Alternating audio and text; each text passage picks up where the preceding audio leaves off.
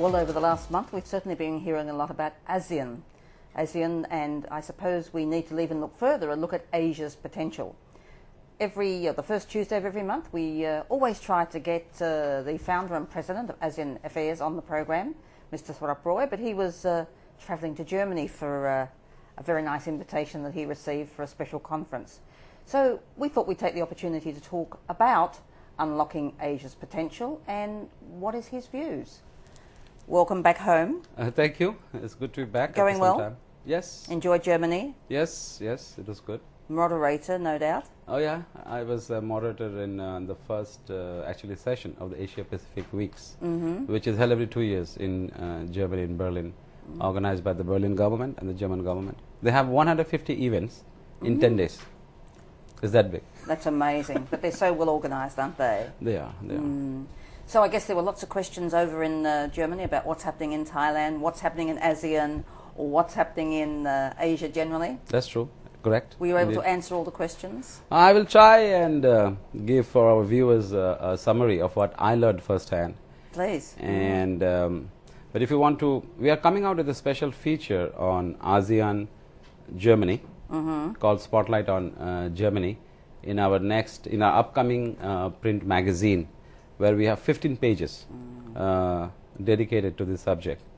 I have given my impressions of what Valerie, you just asked me about the questions about my impressions of Germany, about European ASEAN, Europe-Asian cooperation. A first-hand report by me in first person you can read in this issue.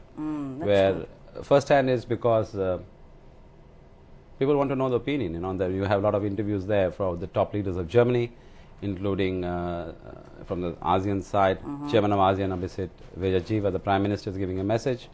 I just came out of an interview with Deputy Prime Minister Kopsak, because he is the chairman. They formed a Thai-German Business Council. So he, as Deputy Prime Minister, he works on this council with his counterpart in Germany. So you can see and read all their views. But they're all certainly a huge trading partner of Thailand and Asia generally. That's right. So there's lots of potential. But tell us about, you believe that there is the potential to unlock Asia's potential, and sooner rather than later? Yeah, I mean, I must go back into the interview just now as I was referring to Kopsak, especially why Kopsak, because Deputy Prime Minister of Thailand, Kopsak Sabavasu, is also the chairman, because Thailand is the chairman, the Prime Minister is chairman of ASEAN, and then Kopsak is chairman of AEC, the ASEAN Economic Community, which means the single market they have to form within 2015. So even before the interview is being transcribed, I can tell you what he told me. It is very, very tall order. The chairman of ASEAN Economic Community told me just 1 hour ago, 5 years from now, 2015, it's not long away, to achieve borderless single market free flow is very ambitious, in other words very tough. Will it be achieved? I asked him. Tell me personally, not as a Deputy Prime Minister. What do you think? Can this be achieved? Can it be done? Unlocking Asia's potential? He said, of course, taking out all the jargon, let me make it simple for your viewers. 100% cannot be done, we all know that. But they want to do zero also, so means they will try and achieve as much as possible. Now we take solace from the fact that their movement is in the right direction.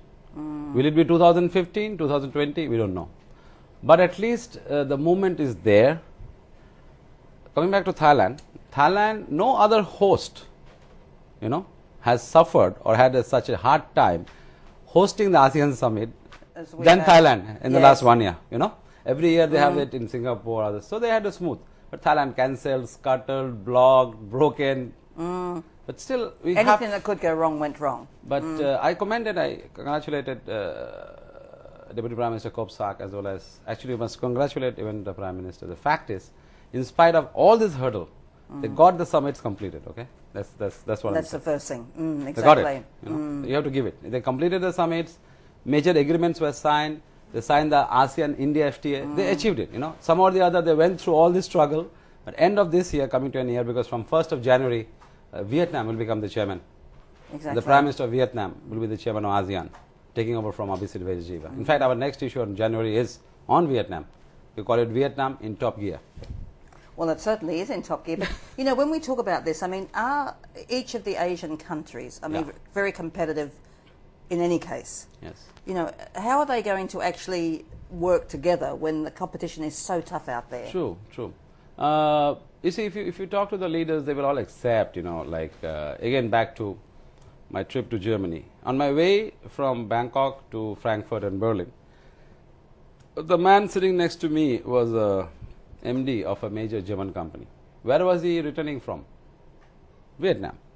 No, really? Yeah. So, on my way back from Frankfurt to Bangkok, another MD of a very big company, German, was sitting next to me. Guess where he was going? Vietnam. Thailand, Cambodia. That's going to be a bit of the thorn in the side for ASEAN, surely. Yeah, see, I mean, again, back to, for example, EU, you know. I just mentioned the six, ASEAN plus 6. ASEAN has an FTA with all the 6 countries. The last was India, which they signed last month. EU has been struggling to sign an FTA with ASEAN for years. Where is it? Nowhere. Why? I'll answer that maybe in the next time. But I need to come back to Thailand and Cambodia. That's going to be a thorn in the side of ASEAN. So, I'm coming to that. Why I said EU is this. For example, EU has issues within ASEAN with Burma, for example, human rights. So, within ASEAN itself, there are countries like Burma, which ASEAN is always struggling to deal with the outside world. Similarly, this historically, you know, Cambodia and Thailand, we know the historic animosities or whatever happened. This is my opinion. These are things which will happen because they are neighbors, but they are here to stay as part of ASEAN. You will hear a lot of noise from politicians on both sides, but I think eventually it's not a big deal. We might quote you on that. We will see. Lloyd, thanks very much for joining us. We really appreciate that, and look forward to you back in a couple of weeks when you'll be talking about the new edition. Thank you.